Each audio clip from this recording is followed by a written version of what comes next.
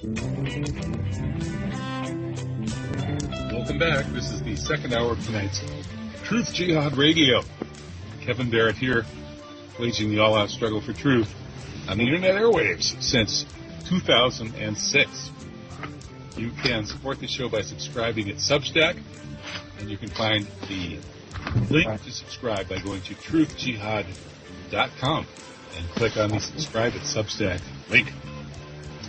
Tonight, we're going to continue the conversation from the first hour about the New World Order. Dr. A.K. Dutney about the New World Intelligence or newsletter. Now we're going to discuss the various analyses of just what this New World Order is. One of the key figures in raising this issue and researching it is Lyndon LaRouche, who actually brought it pretty close to the political mainstream here in the United States. Repeatedly ran for president, had a formidable organization developed, influenced various people.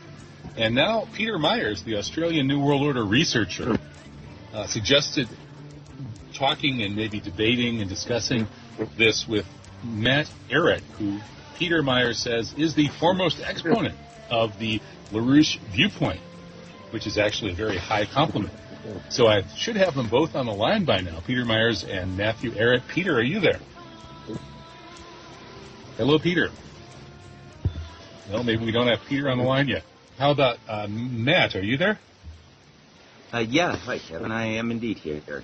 And that is a very, very nice compliment from Peter. I do see him there on the screen, but I don't, or at least I see a picture of him. I don't hear him, though. Okay. Well, his questions are going to be difficult to answer if we can't hear him. Mm-hmm. So, Peter, if you can hear us, see if you can figure out how to get unmuted or otherwise connect with us so that we can hear you. And if, for some bizarre reason, we're unable to hear Peter and somehow he can't connect with us tonight, which I think is very unlikely, that you can still hear us, Peter, you could always just write us and you could email me the questions for Matt if you want to do it that way, or send them through Skype chat or anything like that. But hopefully we'll get Peter on here pretty soon. Well, I can see Peter's face in a video form. I just can't hear anything. And I think that Peter might have maybe a different mic selected. I'm not too sure. Yeah. So Peter needs to fix his microphone and or unmute, and then we'll be able to get this underway. And so, yeah, that we're told. Can you hear me now? There we go. Yeah, there you are. Peter, welcome. Hello, Kevin. Can you hear me now? Yeah, you're very low volume, though. Can you crank up your volume a little bit? Hello, Peter. Maybe we should have had Peter go into a fancy studio where they can take care of all this stuff. Sounds like maybe his computer hasn't been properly configured for doing this audio-visual stuff. Peter usually does print or typeset. He writes. Yes, we hear you, but your volume is ridiculously low. Your volume is too low. Turn up the volume of your microphone. Yeah, your volume needs to be raised. Kevin, your assistant is saying that a phone number could work too. Peter can be called. Right. So Peter, if you can send us your phone number, complete with the country code and the whole 9 yards. If you can hear us now, and I'll send Peter a chat here too, and tell him to make sure he sends us his phone number, because this volume is way too low. So send us your phone number with country code, etc. I guess we could figure out what Australia is, but hopefully we'll get Peter's phone number, and then we'll be able to hear him. Because frankly, I don't know what points he's going to raise with you, Matt. I wish I could. I'm curious as well. Yeah. I mean, I know what he did say is that he said that I'm told we can't call Australia, so that's no good. No. So Peter's going to have to figure out how to fix his volume, or else we're going to have to take his questions by Skype chat. Peter, we can read your message, Peter. I cannot hear. No one can hear you really. So maybe what you can do is write down. Can you write quickly some of the points, perhaps? Right. So I'm telling Peter we can't hear you, just send us questions through Skype chat. And then that's it. That should work, because Peter did say he had these 6 points or 6 questions he wanted to raise. And what Peter already told me is that he thinks this LaRouchian school of thought portrays a worldwide New World Order conspiracy centered on London, talking about the British Empire, but not the American Empire or the Green Left Bankers Empire. The empire is always London-based, centered on the monarchy, and so Peter has prepared 6 different points contesting that viewpoint.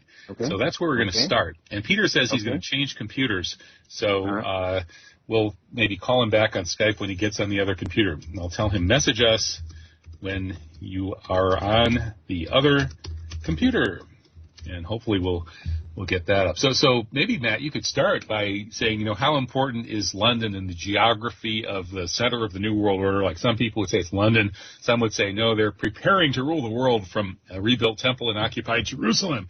Others would say, well, New York, D.C., and even sort of the West Coast, Los Angeles, have taken over as power centers from London, and the U.K. was knocked down several pegs during World War II. Basically, the U.S. defeated Britain in World War II, stole all its gold, stole all its power, and got rid of its empire.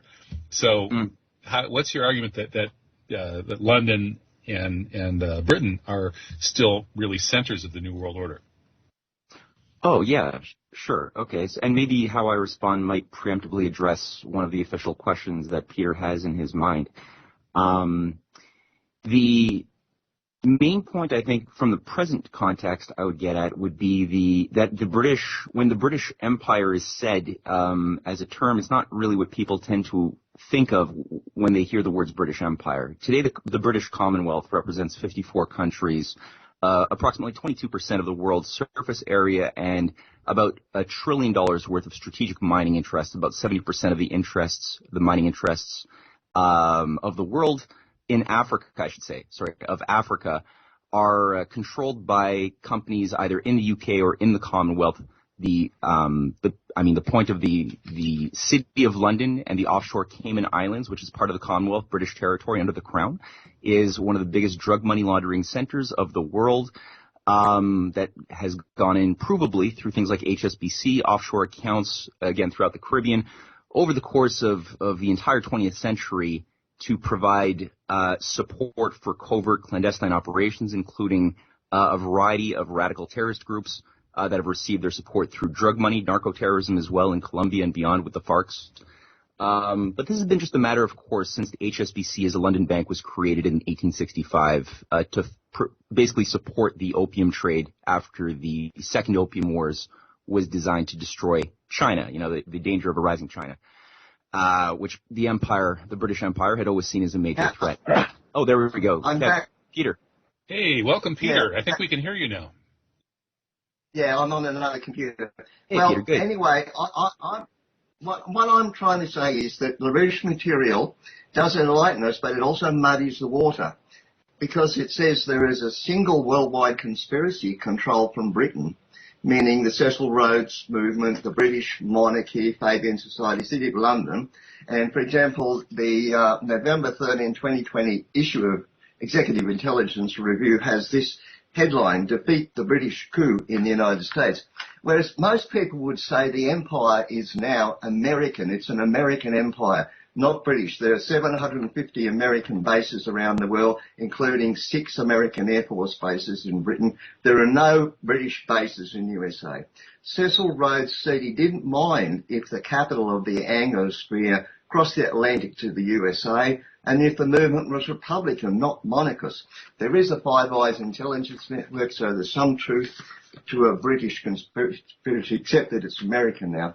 But I want to give you some examples of where postulating a single conspiracy breaks down. So the first one is the 2 Russian revolutions of 1917.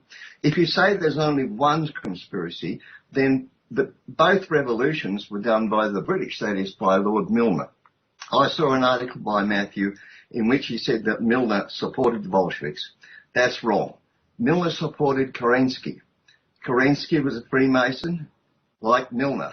Kerensky's whole government were Freemasons. Kerensky held elections for Constituent Assembly, but the Bolsheviks stopped it meeting.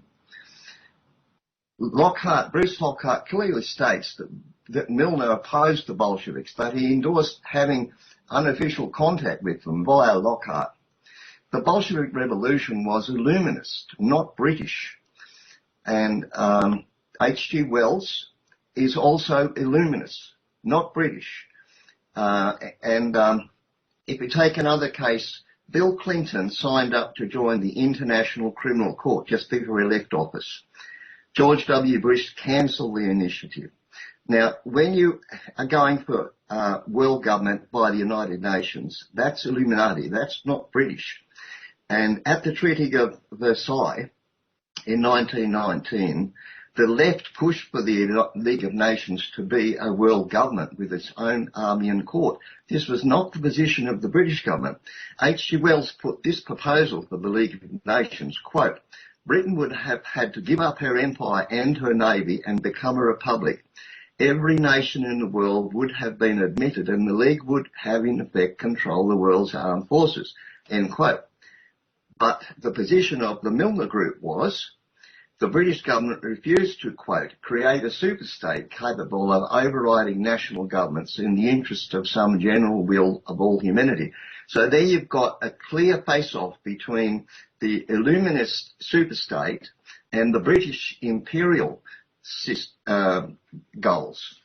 And in Quigley, in the Anglo-American Establishment, the second last page, he says that this was written in 1949, and there was a Labor government, and he said that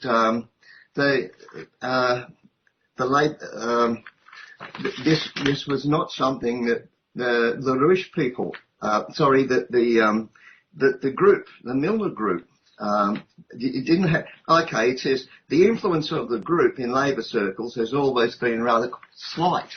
And this is something that the LaRouche material muddies. It makes out that the Fabians are in bed with the Round Table, and they never were.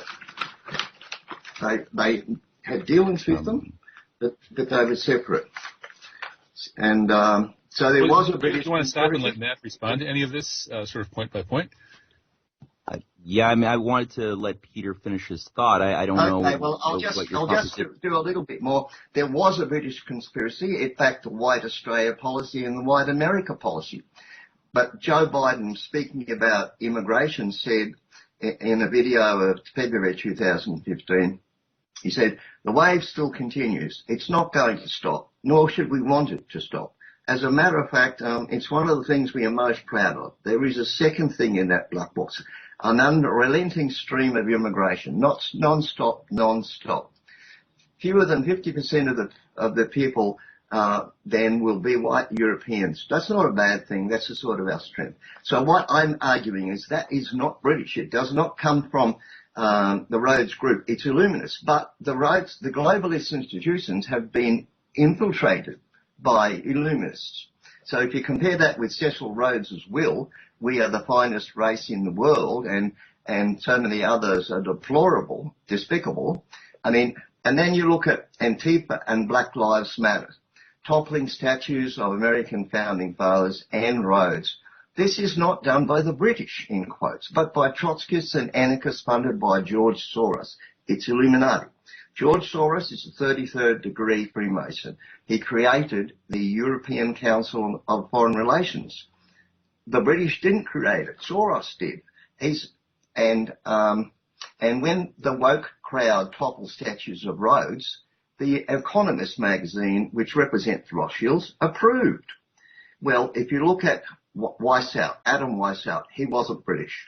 The Kalergi plan is not British. The EU is not British. Klaus Schwab is not British. Brexit is in keeping with Rhodes' ideas. But the deep state is Illuminist.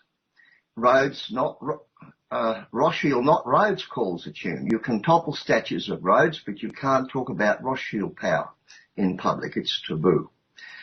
Then if you look on the High Court of Israel, there's a Masonic pyramid with an all-seeing eye, just like on the back of the US $1 bill. The pyramid is not visible from the street, but you can see it from the tops of surrounding buildings or from light planes. Under the pyramid is a staircase with three flights of 10 stairs each, making 30.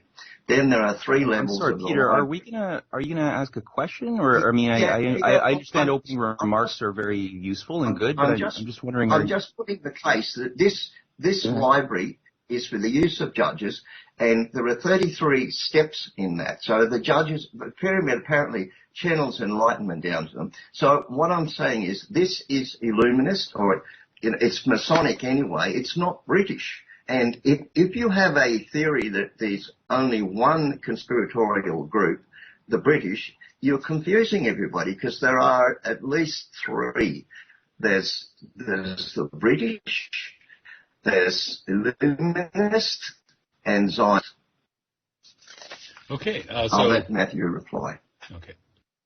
Yeah, I never said that there was one singular British group as such. I've written extensively, including in my book, that Britain as a sovereign nation, or whatever elements of it had sovereign capabilities, suffered a major blow when they were taken over by what, you see this in LaRouche literature, but this is something you can study by even reading the writings of Benjamin Disraeli, of a Venetian party takeover in 1688 under the Glorious Revolution, after the Venetians, using the Levant Company and others, had already taken over much of the controls of Amsterdam earlier on in 1609, with the Bank of Amsterdam as the world's first central bank, privately owned. That was then, created as a new model with the Bank of England in 1694. But there was a bit of a coup d'etat in opposition to genuinely nationalist forces that wanted to resist converting Britain from being a Erasmian type of institution that would promote the development of humanity, which was a very strong, movement within Britain for a long time, and instead turn it into an empire. Things like the secret societies of the Hellfire Club, different Rosicrucian societies played a very big role, and I never tried to deny the existence of Freemasonic and other secret societies that are connected directly, have a direct continuity to the ancient Babylonian mystery religions that you can go back to, Persia in the ancient times, that were running cults and sanctioning different types of deities and cults that were also used as intelligence operations in the ancient world, and that managed things like the Persian Marcher Lord to carry out dirty works on behalf of the Babylonian priesthood of Marduk, which was, in a sense, a very clear, precedent for the more modern Freemasonic operations that sort of evolved out of that institution over centuries. So, I always try to make this continuity of a higher occult Gnostic set of mystery religions and priests known as far as they're beholden to a set of bloodlines, but that the British Empire itself, I never try to say that it is a thing that's tied to the British nation, or even that it is represented by the Round Table as a thing. The Round Table was created through the funds of Cecil Rhodes, but this is the fourth. I like LaRouche's formulation of this conceptually as the fourth phase of the Roman Empire. I thought that was a useful thought device.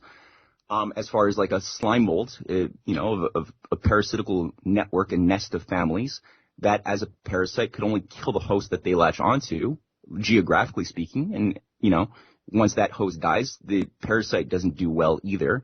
Societies go into occasional dips and collapses due to these things, dark ages. And you have a sort of reorientation, a movement of the slime mold to a new geographic location, just to sort of reconstitute itself once more. And I think that a lot has been, you can account for quite a bit in terms of the developments, positive and negative, in human universal history, including, the battles within the British establishment and their extensions into the colonies that gave birth or gave rise to the Republican Revolution in 1776, and many things from that point on. As far as the infighting, I would say, between the different factions in the 20th century, between the Fabians and the more typically scorched earth, stiff upper lip British conservative imperialism of a race patriot like a Churchill or a Lord Milner. you had the Fabians not really guiding very much in terms of grand strategy before World War II was over. It was generally the heavy-handed approach that we had seen generally used in terms of the funding and provisions for things like the rise of Hitler and what have you by people like Lord Halifax, who was a roundtable connected figure in the cabinet of the great appeaser. What's his name now? Anyway. But you had an attempt at a new world order where even Lord Halifax is documented as having conversations with Hitler describing how the new world order would be carved up between the Anglo-Americans owning one jurisdiction of the Americas, but much of Europe. Britain would control India. Germany would control the heartland. Franco would control much of the Spanish territories and Latin American territories, and Africa would be carved up by and by. That didn't work out. I mean, things backfire. But there's fights in between, and the point that I've been making is that there is indeed overlap. You say that they're different. I've seen no evidence of that. In fact, the Canadian Fabian Society that was set up in 1931 was set up by 5 Rhodes Scholars, roundtable Rhodes Trust funded Rhodes Scholars that set this thing up, mostly eugenicists. In 1931, this became the Cooperative Commonwealth Party in 1932. That was the political branch.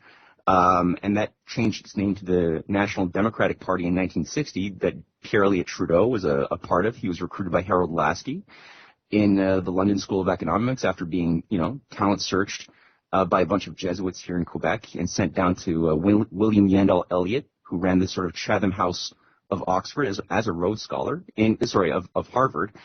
And under Lasky, he was a prodigy and was reabsorbed into the British Empire system to carry out something that was very bad for Canada and the world. But he was managed and handled by F.R. Scott, a Rhodes Scholar, and Milner and Halford Mackinder. I'm sorry, Halford Mackinder came to Canada.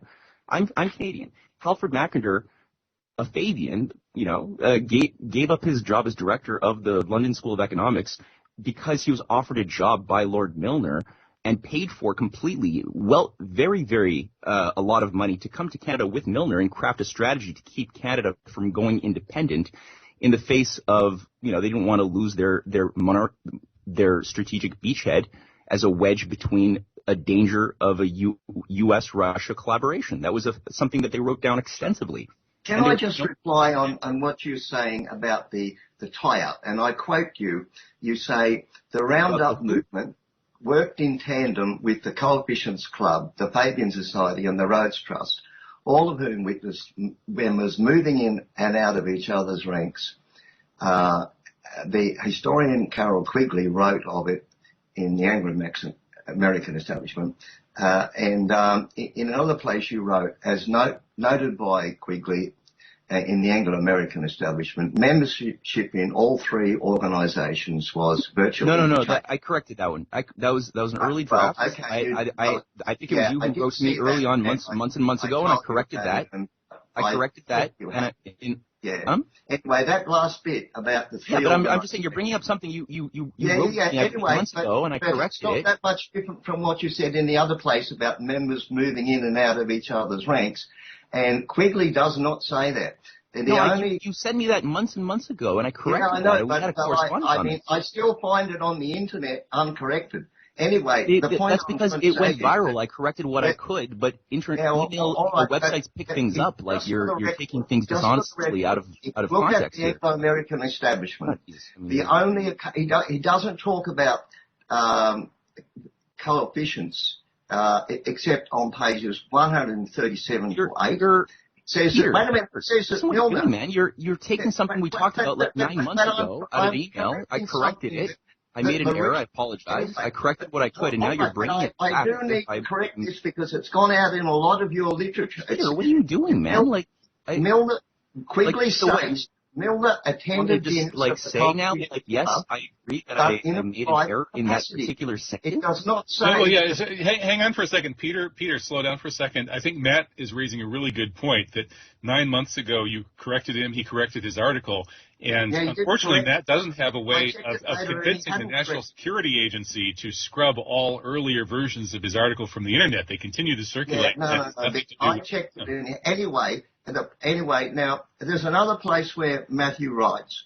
He says, notable coefficients who also were pagans, Lord Alfred Milner, Sir Arthur Balfour, Lord Robert Cecil, Lord Bertrand Russell, H.G. Wells, Leo S. Amory, and Sir Edward Grey. But Milner was never a member of the Pagan Society, nor was Balfour, nor was Cecil, nor Grey. Matthew is mixing up the Pagan Society and the coefficients. They weren't the same.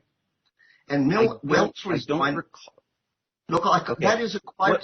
What I just said about the it's overlap. It's in an article called "The Origins of the Deep State in North America," Part 1, the Round Table Movement, and I found it on the internet just recently. Did I say that Milner was a member of the Fabian Society? That's what it says there in footnote 15 in your article called "The Origins of the Deep State in North America," Part 1. So anyway, it's a mistake to be, put those incorrect statements. If there were some members of a roster that were in a footnote that I made an error of, that I was sorry. But the point is, that is on the internet, and I hadn't even seen that before. That really is, I think you're trying to mix up some details of particulars with general, broader principles here. You're proposing that these different movements, Round Table, Fabians, which footnote is it? Which footnote is it? I'm in the article. They call it all the British. So what I'm saying is, you've got another movement called Illuminati, and Fabians may be Illuminati, but they're not part of the Round Table. The Illuminati comes from Germany, from Weishaupt, and there are others. It comes from Buonarroti during the French Revolution, Babur, and various revolutionary leaders, Blanqui, in the 19th century, and then Lenin and Trotsky. They're Illuminati, and so is H.G. Wells, not British. He doesn't belong. Lenin. I'm not a huge fan of Lenin and all, but you're throwing out a lot of names here, saying he was Illuminati. How did you prove that he was Illuminati? You're throwing out a bunch of names in a roster. The Rouge literature denies that there's such a thing as the Illuminati conspiracy. Peter, could you respond to what Matthew said? He asked for evidence that Lenin was a member of the Illuminati. Okay, all right. I'm quoting from, I've got 3 books that I've been using on this. One by Harold J. Lasky. One is by James H. Billington. That's the main one, called Fire in the Minds of Men. And the other one is a paper by Arthur Lehring, Lehning. And then, so, for example, Lasky says that during the French Revolution, you have Babeuf's conspiracy, Gracchus Babeuf, and his conspiracy were the Society of the Pantheon, and they were known as Babousts. And Lasky says they were the first to advocate that communist rule should operate as a dictatorship. And quote, Lasky says, when the political state had been captured, a period of rigorous dictatorship would be necessary as the prelude to communist democracy. The people are not yet fit to be entrusted. And then Lasky goes on to say, Lenin, so to say, is Babeuf's writ large. That's on page 99 of his book. And I'm sorry, how does that prove Lenin was Illuminati? Okay, well, look, I mean, as I said, you've got 3. Now, the other one is James H. Billington's Fire in the Minds of Men, and he also finds Lenin's movement using Buonarroti's transmission of the Illuminati methods through the 19th century. He says, Buonarroti sought to work through existing Masonic lodges to recruit for them, influence them, use them in a cover. And then he says, Buonarroti's organizational plan, quote, was simply lifted from the Bavarian Order of Illuminists. this radical and secular occultist movement was organized on 3 levels as a secret society: church, higher synod, and Areopagite. So, like, what is the signature character of an Illuminati method that you're saying? Is Arthur Lehring, and he studied the secret society which Buonarroti. I'm just asking here, because he's saying that the basis of his evidence is that from 1797 to 1837, and I quote: "The essential character of Buonarroti's secret society was that certain aspects of the organization, of the leadership, the methods, and the ultimate aims were only known to some of the members, belonged to the most inner circle of the society. In other words, the essence of a secret society defined by Adam Weishaupt." So this is what Buonarroti organized during the 19th century, and then it continued to Lenin. Can I ask you a question? Yeah. How do you differentiate? There's a variety of different lodges, Masonic operations. So how do you differentiate, let's say, a Scottish Rite 33rd degree lodge system versus an Illuminati system? Or do you not differentiate, or is there overlap? How do you think about that? In France, there was I've got some more information on this here. There was the Philadelphs, where there were different Masonic groups. Like under Napoleon III, for example, Napoleon III was a Freemason. He had been a Carbonari, but he kept the Freemasons under a tight control. But there was another conspiratorial secret Freemasonry that is still existing, because Napoleon III came between the revolution of 1848 and the Paris Commune of 1871, and he put an end to the revolutionary movement. You're talking about Napoleon the third, right? Yeah, Napoleon III, yeah. And so there was a group called the Philadelphs, and that was where the Buonarroti's people were organizing the Lodge of the Philadelphians, and so that is where, and Louis Blanc, for example, was involved in that. But most, I'm sorry. My question was just my question is more simple. I mean, you're making it more complex. Yeah, do you differentiate a difference between other Freemason organizations and Illuminati? Yeah. How do you think? Because different people think about it differently. So I just wanted you to simply put it into words how you're thinking about it. Without going, you don't have to go into a lot of extrapolation. Yeah. All right. Anyway, I have really given now, because one of the things they do is they look at the goals. You see, what they found is that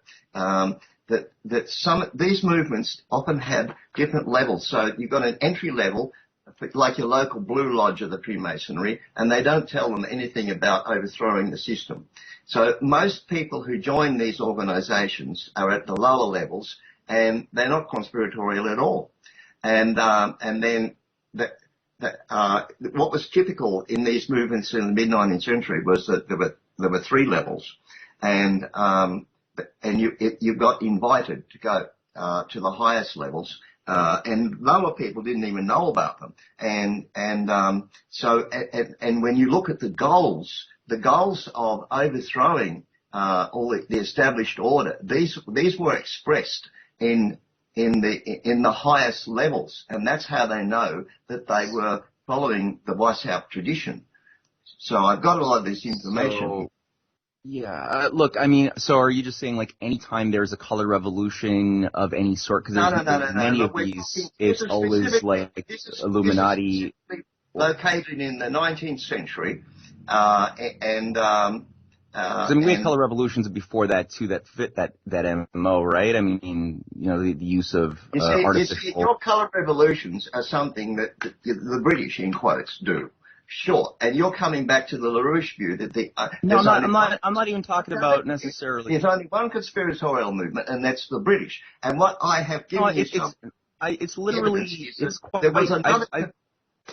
there was another conspiratorial movement throughout the 19th century, which was Illuminist. It's not the British, although it's true. I never said it was. I never said it was the British Empire as a conventional nation or something. I'm saying it's the same bloodlines that utilize the same secret societal methods going back for a very long time that, go back to ancient Babylon and Rome. I'm not saying it's the British that just, as a, British nation full of racists want to impose their will on the masses. I've never said that, or I've always maintained it's a series of bloodlines. And I believe LaRouche has too, going back to his early writings in the 70s, as far as I've read.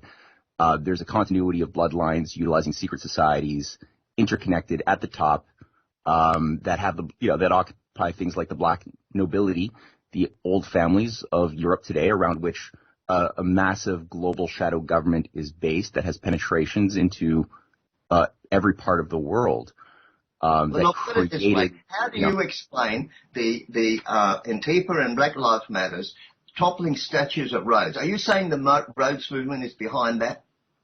I'm saying Rhodes was always a puppet. He was kind of like a George Soros character. His money was useful, but he himself was not a director of anything. He was recruited by a young romantic idiot racist by John Ruskin's lectures in Oxford, man. And the British literatures is the British are the ones behind everything, and they don't accept that Soros is Illuminati. Soros and Russia. How did you prove? You never proved to me, first of all, that Lenin was Illuminati, and I'm asking you. I'll ask you now. How did you prove that Soros is Illuminati? These movements are secret movements, and there are some big. Everybody who's doing things that are secret are all Illuminati. Yeah. Peter, could I throw in my 2 cents here? It kind of sounds like what you're saying is that any group that tries to overthrow the established order and maintain secrecy while doing so, you're calling Illuminati as if they were part of the same movement. However, in every society that's ever been known, from the most primitive societies on up, there are always challenges to the established order, and they always have to maintain secrecy. So I don't understand what you mean by Illuminati. Weishaupt's goals were the destruction of religions, the destruction of nation states, the destruction of the family, and one world. Groups that operate with those goals can be reasonably considered Illuminati, or Illuminist, or at least fellow travellers. Right. Well, now, what I tell you that when you've got Peter, could you give Matt a chance to talk, because you're kind of monopolizing the time? I think he wants to respond. Question. How does he explain that toppling of the Rhodes statue? Do you say the Rhodes movement supported that? I mean, yeah, I'm saying that Rhodes himself was a cardboard cutout used, like George Soros, as a cardboard cutout with Rothschild money that was given to him to create quantum management, the first hedge fund in 1968, after he got his training in the London School of Economics under, the Open Society founder himself. So you're dealing with something which is cardboard cutouts that are ultimately useful for a period, and when something higher is more useful, they're gonna flush it. In this particular case, like Soros could be flushed if something higher was going to be more useful, that he would be flushed. Soros is about at the top. Same thing for Rhodes. Like Rhodes is useful, but he was disposable, as all these cutters are. The point is that Rhodes statue. If they want a Black Lives Matter, like chaos operation to dilute and destroy and undermine nation states, utilizing critical race theory, and that and that involves some of the puppets that they liked and that they used in time to be also torn down, like Albert Pike's statue in Washington, if that's torn down along the way, even though he's the founder of the KKK. They didn't tear down. No, it was taken down. It was taken down by the government. I see. Yes, of course. But there was definitely a lot of Black Lives Matter hullabaloo about it being a racist thing that had to go, and the government happily obliged by taking it down and putting it in some basement. Fair enough. There's a British conspiracy, and that supported white Australia and white America. It doesn't just support the dismantling of it. That's Illuminati. When you see the statues being toppling over, that is not coming from Cecil Rhodes. It's coming from Weishaupt and the communist movement, and Soros is funding it. Well, before there was Weishaupt, the attack on nation states and the family unit and all of that, the love of God, was already a target by figures before even Weishaupt. You're acting like this all came out of Weishaupt. And it's Wait a like, minute, no, wait a minute. this Look, has in been the extracting 1950s, this stuff we has been an still agenda had of oligarchs for a long time. Christian societies in the 1950s. It's only the open conspiracy came to fruition in the 1960s with the Beatles and the anti-war movement and so on. That's where we had this destruction beginning. I mean, but before that, I mean, the Rhodes movement that was there, say, up to the 1950s, that was not into open borders, immigration, or destroying our culture and religion. You're denying that there's another movement, and the other movement is... No, there's, first of all, a major overlap of functions between Fabians and Rhodes scholars throughout the 20th century, especially the Cold War. But I'm saying that the long game, when the League of Nations failed and the Hitler Project failed for creating a new world order of one world government back then, a long game was decided upon, which was the Fabian Society, the delayer method of creating a multi-generational approach. And at that point, the Open Society blueprint became utilized to bring in a more slow kill under a nuclear situation. Because the Fabian Society is British, but you're ignoring, say... it's not really British, because they're also intent on killing a lot of Brits, too, it's not really a British thing. Huh? The Fabian Society isn't really British. It's not a functionally British thing in the sense that... That's not British. What? I'm not saying that they are. I'm saying that there are secret societies that utilize the old nobility, including Count Coudenhove von Kalergi. Bakunin was a part of that as a financier. The Rothschilds were a financial backer of the pan-European movement that you're talking about, to create a benign feudalism in 1922. Otto von Habsburg later on, the heir of the Habsburg dynasty, became the head of that thing for 40 years. And Klaus Schwab is not British. I'm saying that these are the old families. It's a family bloodline system. It's not British. You're treating me as if I'm maintaining something that I'm not, and I never have. You're denying that there's another group of people, the Illuminati, the communist movement, which are outside the British fold, because this is the LaRouche line. That there is only you've one actually studied the works that you're trying to refute sufficiently, because you're very confused in the thing that you think you're refuting. It's not it. I mean, you're using words that don't mean what they mean. Like LaRouche has never maintained that the Fabian Society is a specific British thing. They want to destroy the British people and the British nation state. They want to undermine that. There have been decent prime ministers of Britain over time who even got ousted. Including the guy who followed Churchill in 1945, who actually spoke out against this sort of rot within the heart of the empire in the city of London. It's not British in that sense. So it's a higher function of bloodlines that are interconnected, utilizing Masonic networks and intelligence agencies. That's just New Age gobbledygook. I mean, basically, you have got a British conspiracy, and you can see that with the Five Eyes intelligence network. But the globalist movement the American part is independent of the British part. It's certainly not run from Britain, and it's largely Illuminist. And or you could say that the globalist institutions have been infiltrated by Illuminists. But one way or another, that's why they're tearing down the Rhodes statues. That's why. Do you think that the Americans have benefited by the policy of the American Empire post 1950 or 1945? Do you think that the American nation has actually benefited or lost by virtue of its imperial ambitions and actions? Well, I'd have to ask Americans about that. I can't. But I think ask Americans. They'll tell you. If you ask them, they'll say like, is life more shit now and more fragile and than it was like a couple of decades ago? They'll say yeah. They got drawn into the Cold War. I mean, it's not as if there was no threat. There was a threat from Stalinism, and I know in your side, you ignore things like that. You praise Harry Dexter White, who was a Soviet spy, and you praise Harry Hopkins, who transferred nuclear materials to the Soviet Union. You deny the Ukraine famine. You deny the Uyghur persecution. I mean, the incredible thing is that Luna LaRouche started out as a Trotskyist. Have you read Harry Dexter White at all, or like how did you come to discover that he was this bad Soviet spy? You're denying he's a communist spy. I believe he was exposed in the Verona transcript. Anyway, but the point I'm getting at is, well, I'll tell you that there's a Council on Foreign Relations run propaganda campaign the second he died to paint him that, actually even before he died. But all of this narrative was cooked up in the bowels of the British Roundtable movement in the United States called the CFR, which has been funding all of this narrative since the second he died in 1948. And you say the same about the Ukraine. Maybe that's why you got a blind spot, because you're utilizing their material, including the Holodomor myth, which, yeah, I'm sorry, that was Lord Milner's assistant who was deployed.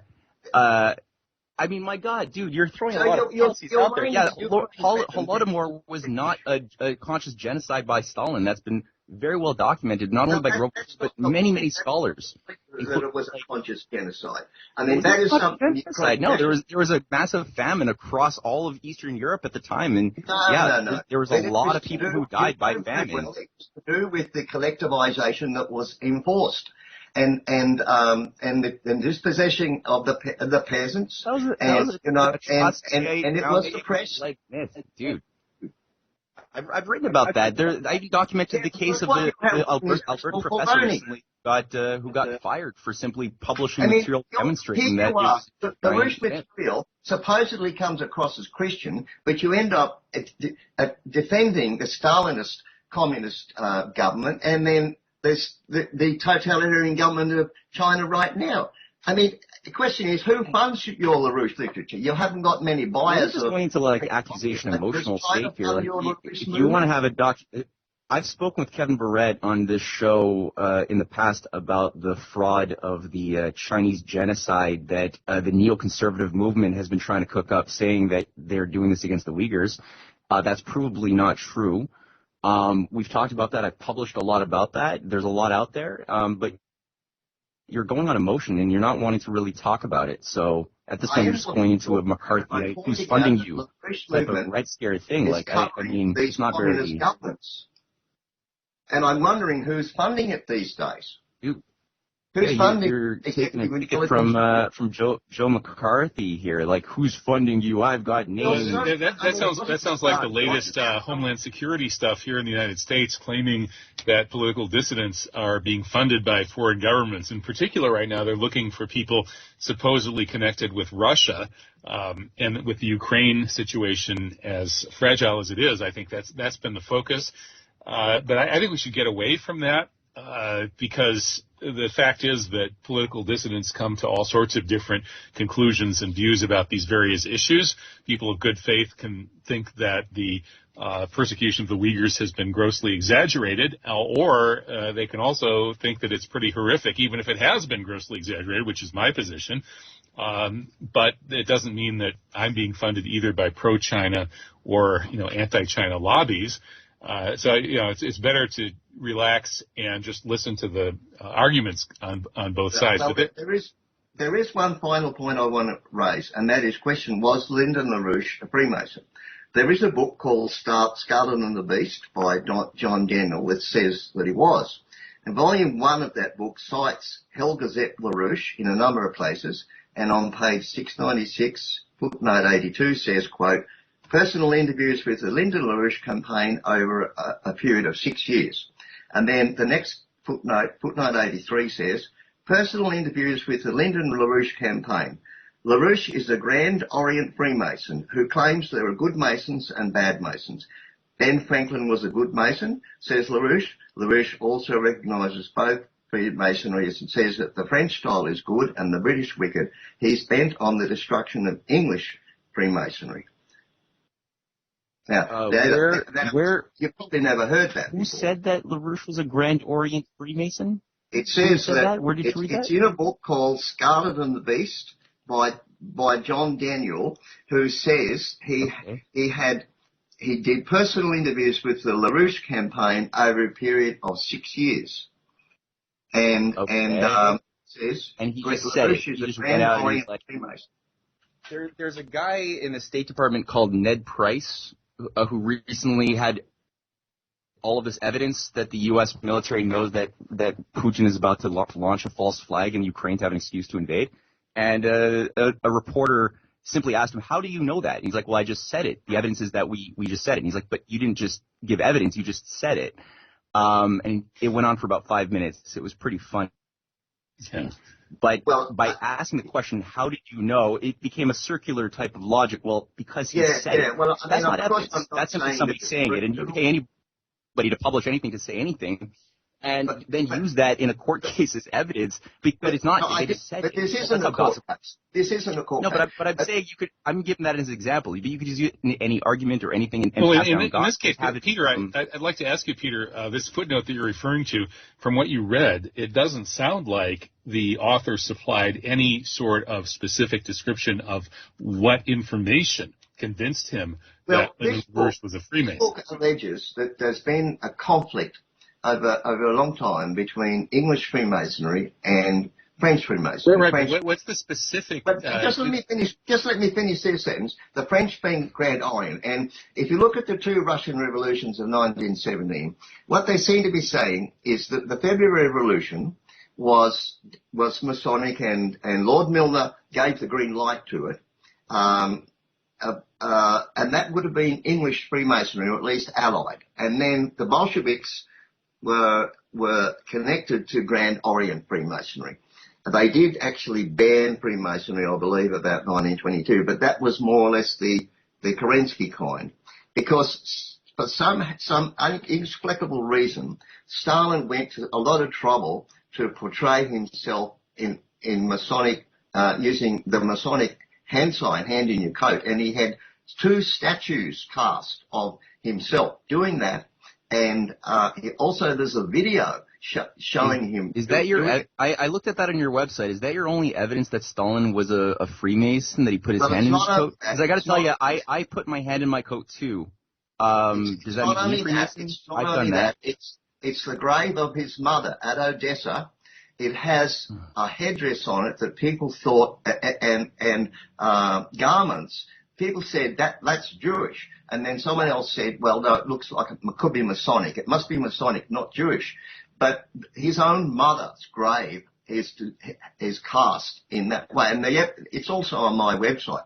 I mean, it's very puzzling and tantalizing because, and not only that, you might have seen I put a video of Xi Jinping making a flashing a Masonic hand sign in Xinhua video at the Wuhan military games. This stuff, I've watched that video, and that stuff can make you go crazy. He spends half a second fixing his jacket, and now you're saying that that's evidence for somebody being an Illuminati? Like, dude, come on. You gotta be more rigorous than this. You're gonna go... That's not something that's made up. You can every time you see somebody like fixing their jacket, you're gonna be like, that's a Freemason?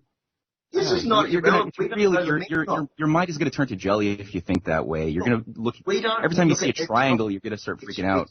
Why should we ignore things like that? I mean, these people were very deliberate in making those hand signs. Who they are for, we don't know. What the meaning is, we don't know. But obviously, there's some meaning. They were intending that to some people high up around the world to show something. We don't know what.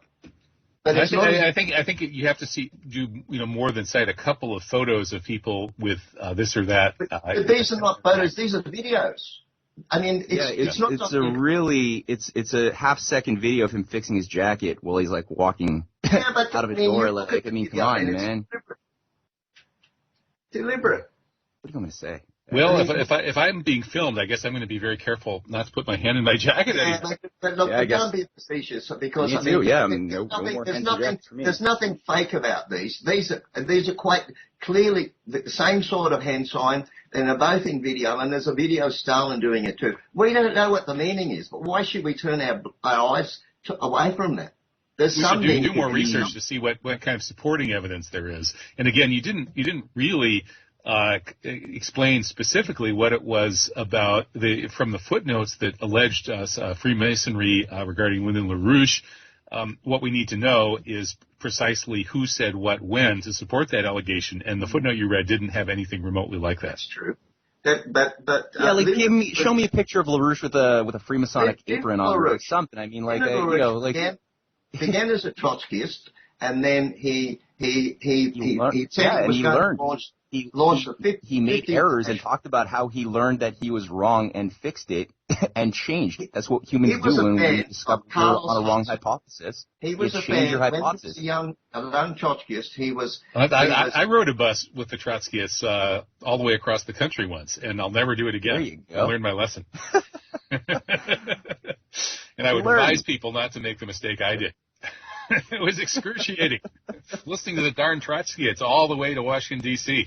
Oh, my good, from Wisconsin to Washington, D.C. They're intense. Well, listen, I think we've hit the end of this very fiery and interesting debate, and from two very erudite people, and both you guys are well read on this topic, and I'm really impressed by that. So thank you so much, Matthew Ehret and Peter Myers. It's been a lot of fun. Maybe we'll have to do round 2 sometime. Okay, thanks. Cheers. Okay, take care, Matt. Take care, Peter. See you next time. This is Kevin Barrett, Ruchi Hotto. Networks. Thanks to God.com.